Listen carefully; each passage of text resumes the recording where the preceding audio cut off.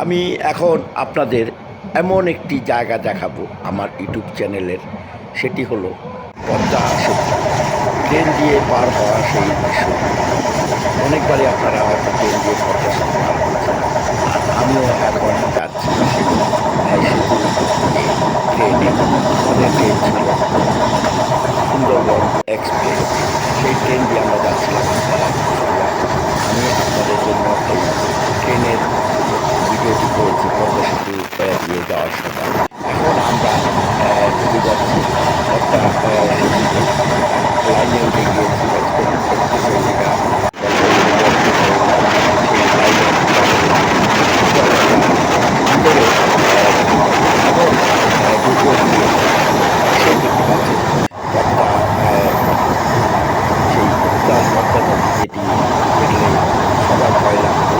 কী চলছিল, কী উত্তাল ছিল, যেটা আমরা ৮০ দশকে থেকে নিয়ে ৯০ দশক পর্যন্ত বা ২০০০ সালের পরেও আমরা এই পদ্মা সেতু দেখেছিলাম।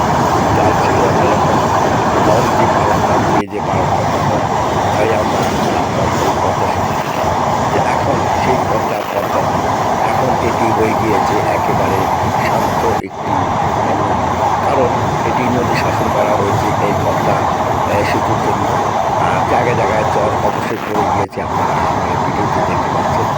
এই ভিডিওটি আপনাদের জন্য আমি করেছি পুরো একেবারে ব্রিজ এবার থেকে করবো। এখন আপনাদের জন্য আমরা পুরো ব্রিজের ভিতর দিয়ে যাচ্ছি, সেই অসামরিক দৃশ্য যা দেখলে একেবারে রোমাঞ্চিত হতে হয়, পুলকিত হতে হয়। পাশে দেখতে পাচ্ছেন একটি লঞ্চ। এখন আমরা যাচ্ছি পদ্মা সেতুর উপর দিয়ে, রেল লাইনের উপর, যেটি এই একেবারে ভিতরে। আর ভিতরে তো গাড়ি যাওয়ার রাস্তা নেই। আমরা পদ্মা সেতু পার হয়ে গিয়েছি, এখন একবার বাইরে চলে এসেছি। যদি আমার এই ভিডিও আপনাদের ভালো লেগে থাকে, তাহলে অবশ্যই লাইক, শেয়ার, কমেন্ট করবেন। সর্বোপরি আপনাদের ভালোবাসাই হলো আমার ভিডিও করার অনুপ্রেরণা। আপনারা দেখবেন, আমাকে উৎসাহ দিবেন এবং লাইক দিবেন। নতুন নতুন ভিডিও আপনাদের জন্য তৈরি করব, আপনারা দেখবেন।